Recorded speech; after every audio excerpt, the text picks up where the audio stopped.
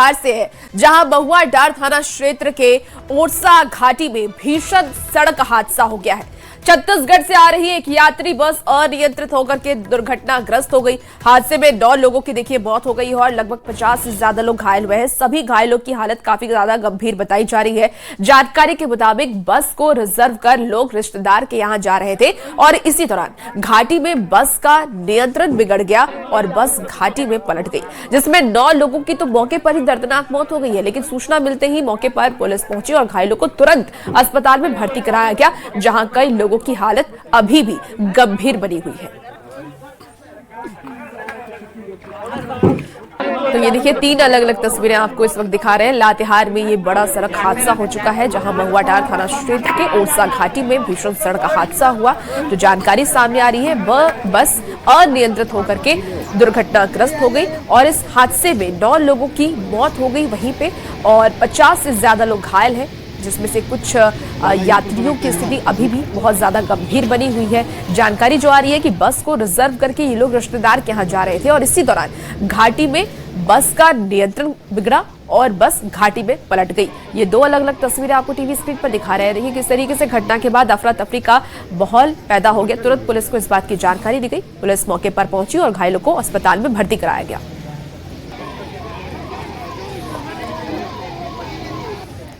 चलिए सरायकेला से भी बड़ी खबर आ रही है। बड़ा हादसा होते होते टला है।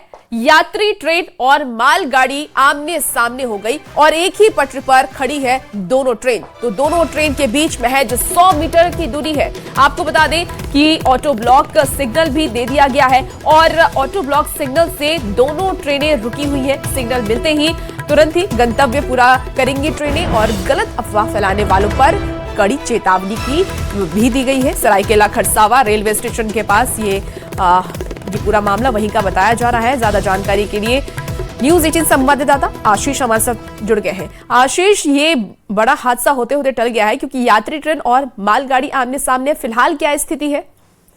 जी, आपको बता दूं कि ये जिस तरह रेलवे विभाग की बातें अधिकारियों ने साफ तौर पे कहा कि ये जो है वो अनुमान इस तरह का होता है कि एक पटरी पर जब सिग्नल नहीं मिलता है तो 100 मीटर से 150 मीटर की दूरी पर 2 ट्रेनों को रोक दिया जाता है।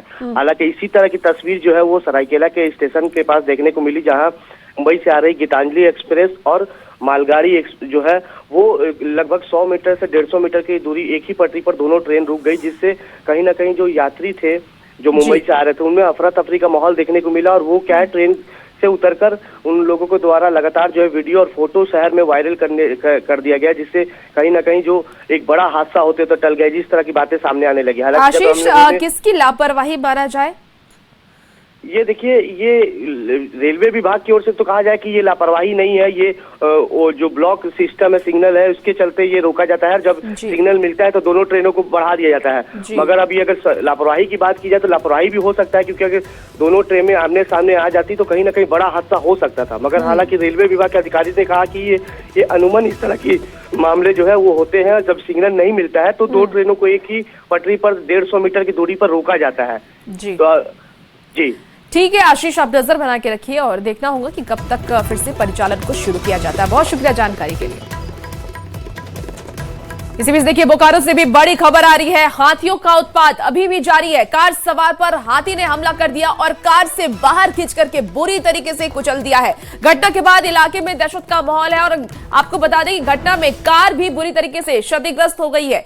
मृतक रामगढ़ का रहने वाला बताया जा रहा है। गोमिया प्रखंड का ये पूरा मामला सामने आया। इस वक्त के आपको ये बड़ी खबर बता रहे हैं। हाथियों का उत्पात अभी भी झारखंड में देखा जा रहा है और ज्यादा जानकारी के साथ न्यूज़ 18 संवाददाता मृत्युंजय हमारे साथ फोन लाइन पर जुड़ गए हैं। मृत्युंजय, हाथियों का उत्पात थम नहीं लगा रहा है, लगातार जो मौत के मामले हैं वो बढ़ते जा रहे हैं। फिलहाल वन विभाग की तरफ से क्या कुछ कदम उठाए जा रहे हैं? देखिए, मैं आपको बता दूं कि गोमिया का जो इलाका है वो जंगलों से भरा पड़ा है। महुआटांड़ थाना क्षेत्र में एक सब्जी विक्रेता जो खुद लीज पर जमीन लेकर सब्जी बेचने का काम करते थे, वो सब्जी बेच के अपनी ओमिनी कार से वापस जा रहे थे। इसी दौरान ग्रामीणों ने उन्हें रोका क्योंकि हाथी का झुंड था, लेकिन वह नहीं माने। जैसे ही पहुंचे, हाथियों के झुंड ने गाड़ी पर हमला कर दिया और हाथियों ने उस शख्स को गाड़ी से निकाला और बेरहमी से मार दिया। हम कह सकते हैं कि जिस प्रकार से जंगलों से हाथी बाहर आ रहे हैं, काफी गंभीर समस्या है। इसके लिए वन विभाग को सचेत होना पड़ेगा, क्योंकि लगातार इस तरह की घटनाएं हो रही, घरों पर हाथी अनाज चट जा रहे हैं। अब गाड़ी को अगर निशाना बना रहे हैं तो हम कह सकते हैं कि हाथियों का किस तरह से दहशत है। अब वन विभाग को इस पर ध्यान देना होगा, सरकार को ध्यान देना होगा कि लोगों की जान की कीमत सरकार को अब समझनी होगी, क्योंकि जिस प्रकार से हादसे हो रहे हैं काफी गंभीर मामले सामने आ रहे हैं। जी मृत्युंजय, क्या कुछ इलाकों को हाई रिस्क जोन में भी तब्दील किया गया है जहां पर हाथियों का उत्पात ज्यादा हो रहा है? देखिए, मैं आपको बता दूं कि जो महुआ टाड़ का इलाका है उसके बाद रामगढ़ का इलाका पड़ता है। रामगढ़ में भी हाथियों का उत्पात है। जब रामगढ़ से हाथियों को वहां से भगाया जाता है क्यूआरटी टीम के द्वारा, तो वो बोकारो जिले में प्रवेश कर जाते हैं। तो हम कह सकते हैं कि संयुक्त रूप से जब तक प्रयास नहीं होगा हाथियों को दूसरे जंगलों में भेजने के लिए, घने जंगलों को भेजने के लिए, तब तक इस तरह की घटनाएं होती रहेंगी। सरकार को और वन विभाग को इसके लिए सचेत होना पड़ेगा, क्योंकि लोगों की जान की कीमत है वो सरकार को समझनी चाहिए। जी बिल्कुल मृत्युंजय, और सरकार को लोगों की जान की कीमत समझनी चाहिए, क्योंकि लगातार हाथियों की तरफ से उत्पात मचाया जा रहा है और अब तक कई लोगों की मौत भी हाथियों ने कर दी है। देखना होगा कि क्या कुछ कदम आगे उठाया जाता है। बहुत शुक्रिया मृत्युंजय तमाम जानकारी के लिए।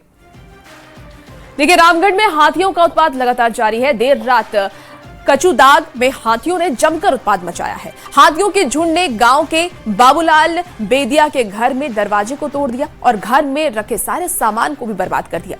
घर के लोगों ने किसी तरीके से अपनी जान तो बचा ली, लेकिन इस दौरान हाथियों के झुंड ने आलू की फसल को काफी ज्यादा नुकसान पहुंचाया है और उसकी तस्वीर भी आपको दिखा रहे इस वक्त टीवी स्क्रीन पर।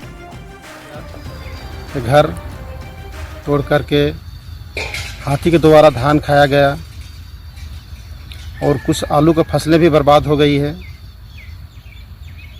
दूसरी बात रह गया कि 20 दिसंबर से अभी तक हमारे पंचायत में हाथी का तांडव मचा हुआ है।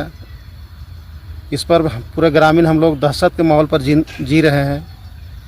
हम चाह रहे हैं कि प्रशासन से, फॉरेस्ट विभाग से इसका मुआवजा दिया जाए, साथ ही साथ इन लोग को इस पंचायत से, इस जंगल से निकालने में सहयोग करें हम लोग का।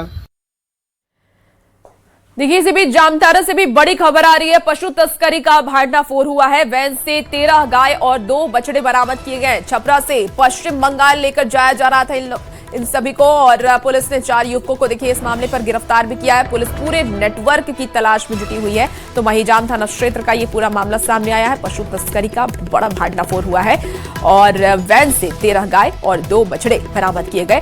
छपरा से पश्चिम बंगाल लेकर के जाया जा रहा था और इसी दौरान पुलिस को ये बड़ी सफलता हाथ लगी। पुलिस ने 4 युवकों को गिरफ्तार भी कर लिया है।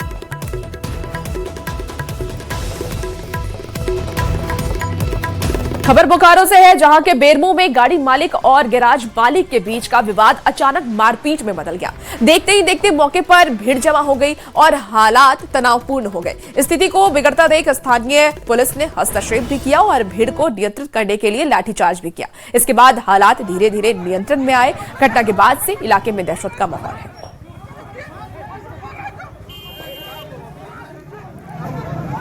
अभी विधि व्यवस्था, शांति व्यवस्था बना हुआ है, दोनों पक्षों को समझाया गया। बोकारो से आपको ये शांति से वार्ता कुछ नहीं है।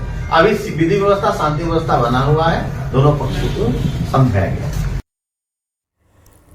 इसी बीच देखिए, गोड्डा से भी बड़ी खबर आ रही है। दहेज के लिए नवविवाहिता की हत्या की गई है। पति सहित ससुराल पक्ष पर हत्या का आरोप लगा है। दहेज में बाइक और फोन की मांग की गई थी और इसे लेकर के नवविवाहिता की हत्या कर दी गई। गला दबाकर हत्या का आरोप लगा है। तो घटना के बाद इलाके में आक्रोश देखा जा रहा है। आरोपियों की गिरफ्तारी की मांग की जा रही है। पुलिस पूरे मामले की छानबीन में जुटी हुई है। गोड्डा से आपको ये खबर बता रहे हैं, जहां दिल को दहला देने वाली खबर सामने आई है। दहेज में बाइक और फोन की मांग थी, जो कि लड़की के पक्ष वाले पूरे नहीं कर पा रहे थे और इसीलिए नवविवाहिता की गला दबा करके हत्या कर दी गई।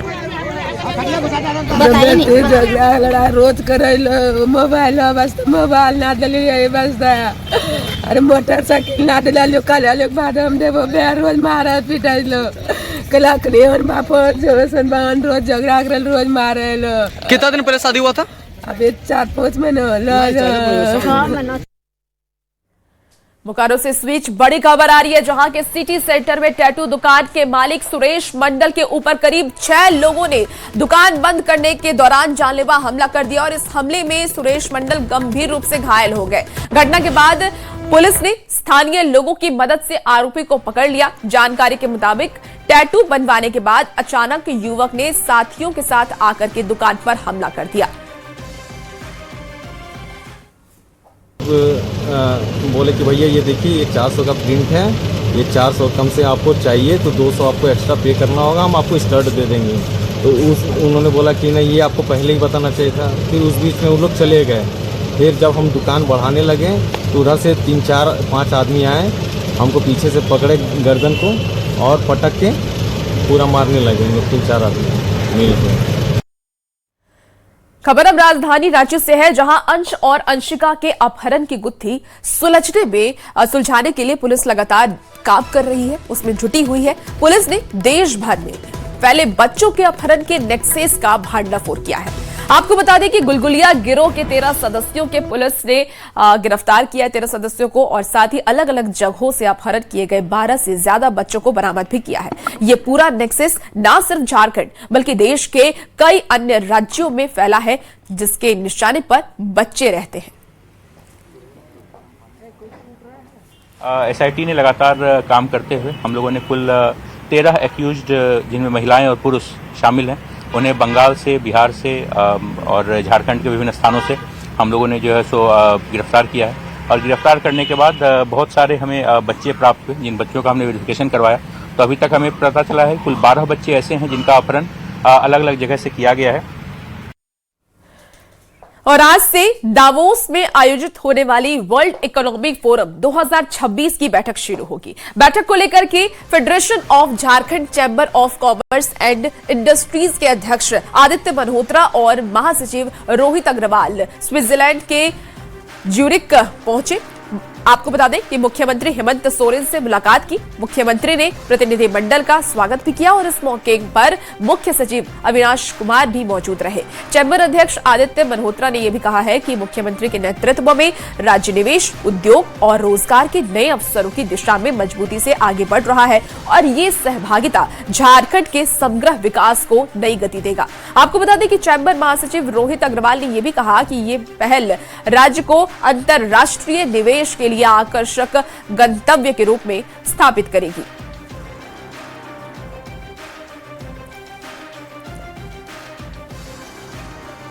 तो मुख्यमंत्री का दावोस यात्रा आज से शुरू हो गया है और आज से मीटिंग का दौर भी शुरू हो जाएगा। वहीं इस यात्रा को लेकर के सियासत भी देखिए तेज हो गई है। अब बाबूलाल मरांडी ने यात्रा पर तंज कसते हुए कहा कि पहले भी ये लोग विदेश गए थे, इतने इन्वेस्टर आए भी हैं, लेकिन इन्हें बताना चाहिए कि वही क्या हुआ।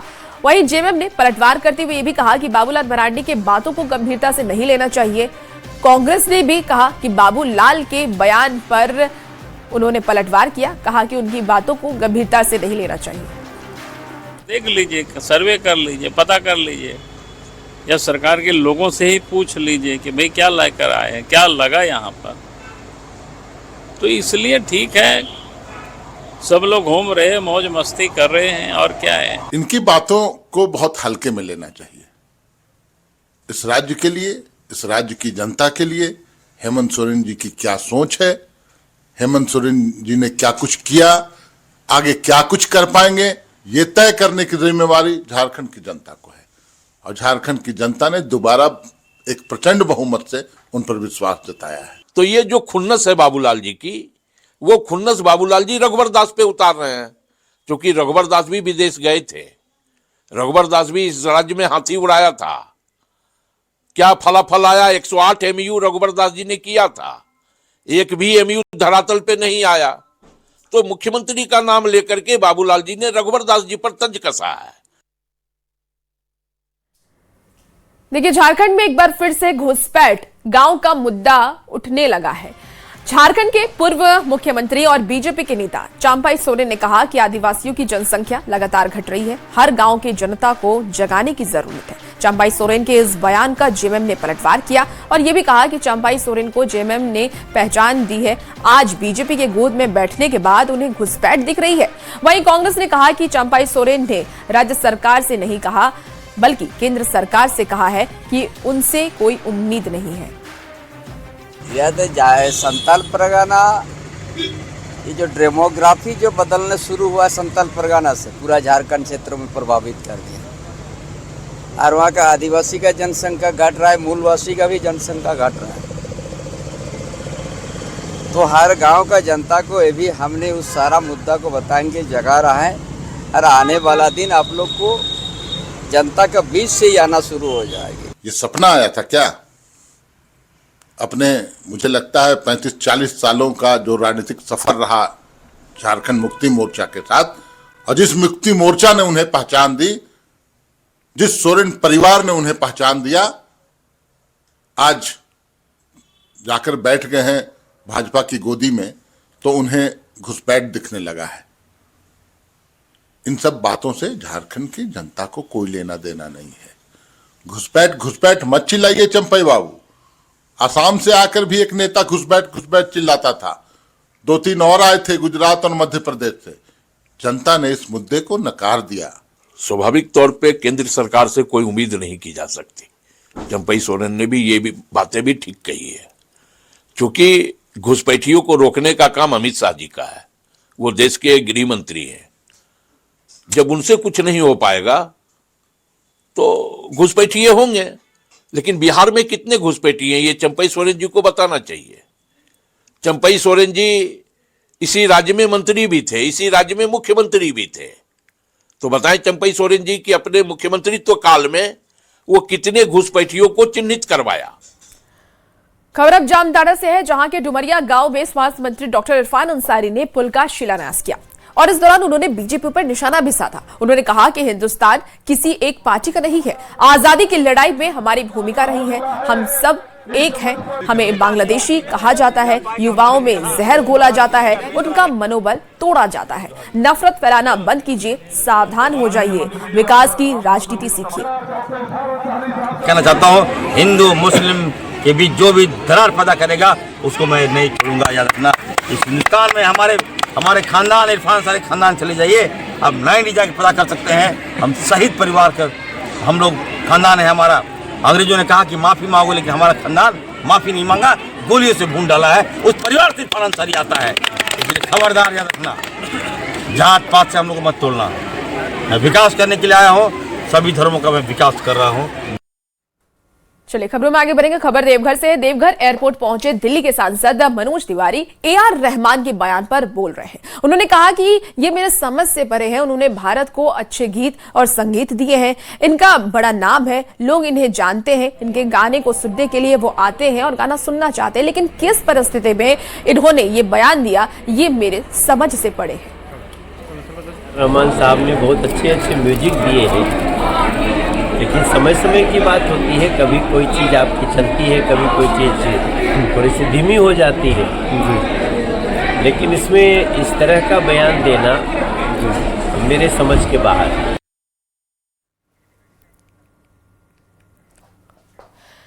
चलिए अब बात करते हैं नशे के दलदल में फंसकर बर्बाद हो रहे युवाओं की। हजारीबाग का इचाक थाना क्षेत्र, जहां इन दिनों नशा कारोबारी काफी सक्रिय हो चुके हैं, जिससे परेशान होकर के अब स्थानीय लोगों ने मोर्चा खोल दिया है और इचाक बंद कर अपना विरोध जता रहे हैं। ये रिपोर्ट आपको दिखाते हैं।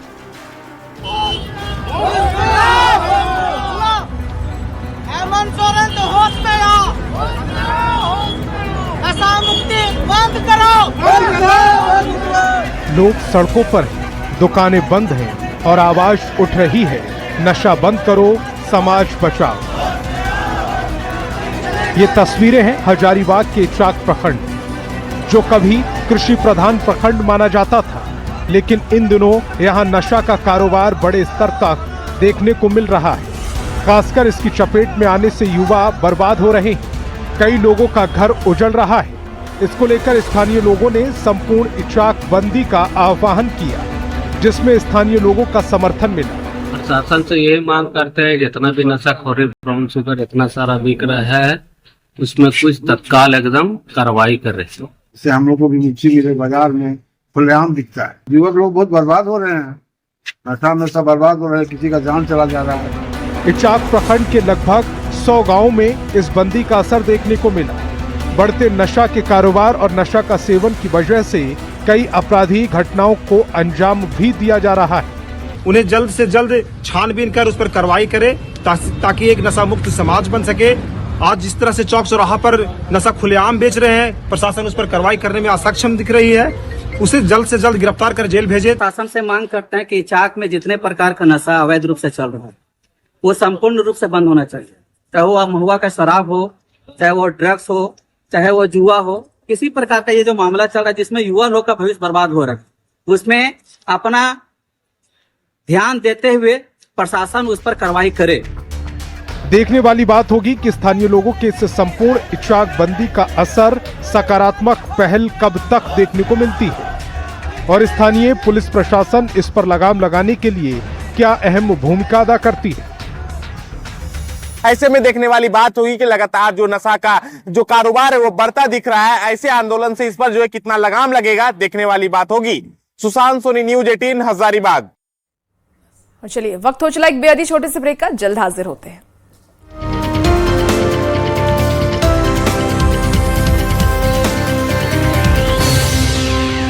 लालू प्रसाद की पार्टी आरजेडी की कमान अब पूरी तरीके से बेटे तेजस्वी यादव के हाथों में आने के संकेत मिल रहे हैं।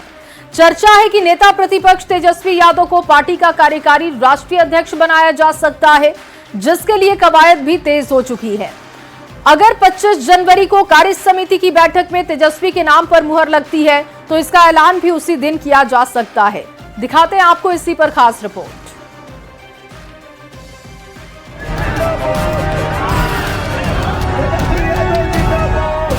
तेजस्वी यादव बिहार के नेता प्रतिपक्ष और पूर्व मुख्यमंत्री लालू प्रसाद के छोटे बेटे।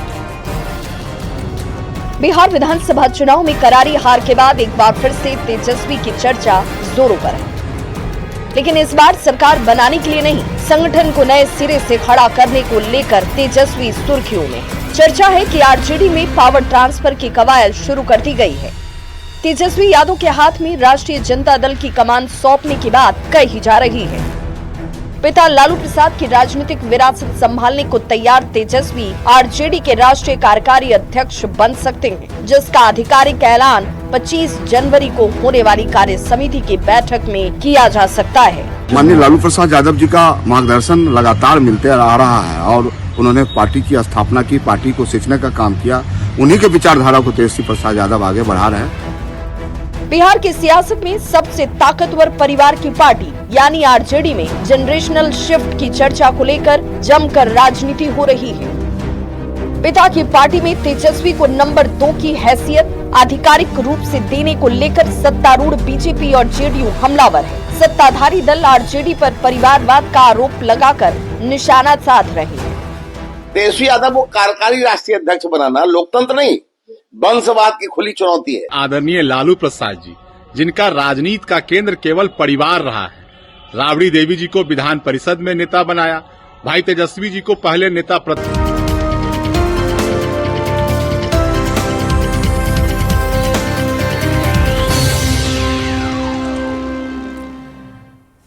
और ब्रेक के बाद एक बार फिर से आपका स्वागत है। देखिए, प्रधानमंत्री मोदी ने पश्चिम बंगाल के हुगली से वीडियो कॉन्फ्रेंसिंग के जरिए 3 अमृत भारत एक्सप्रेस ट्रेनों का ऑनलाइन शुभारंभ किया। इनमें से 2 ट्रेनें पूर्व रेलवे के आसनसोल मंडल होकर के गुजरेगी, जिससे कि औद्योगिक एवं धार्मिक क्षेत्रों को सीधा लाभ मिलने वाला है। पीएम के हरी झंडी दिखाने के बाद इस स्टेशनों पर ट्रेन का भव्य स्वागत किया गया और उसकी तस्वीर भी आपको दिखा रहे टीवी स्क्रीन पर। देखिए, जसीडीह स्टेशन पर मंडल स्तर पर विशेष कार्यक्रम का आयोजन भी किया गया और इस दौरान स्टेशन पर यात्रियों और स्थानीय लोगों में खासा उत्साह देखने को मिला।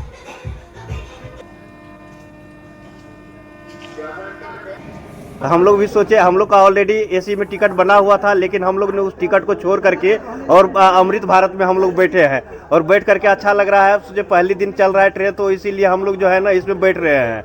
इसीलिए हम लोग अपना एसी का टिकट छोड़ करके, हम और मेरा फ्रेंड है यहाँ पे सोए हुए हैं, जो कि छोड़ दिया हम लोग ट्रेन और कहे कि नहीं, पहली बार जब चल रहा है तो इसी में हम लोग सफर करेंगे। ट्रेन बस यही है कि भारत को एक नए दिशा में, एक नए रेलवे के नए अध्याय के साथ जोड़ते हुए आगे बढ़ रहा है और अब बंगाल में नई परिवर्तन का ये आधारशिला रखेगा।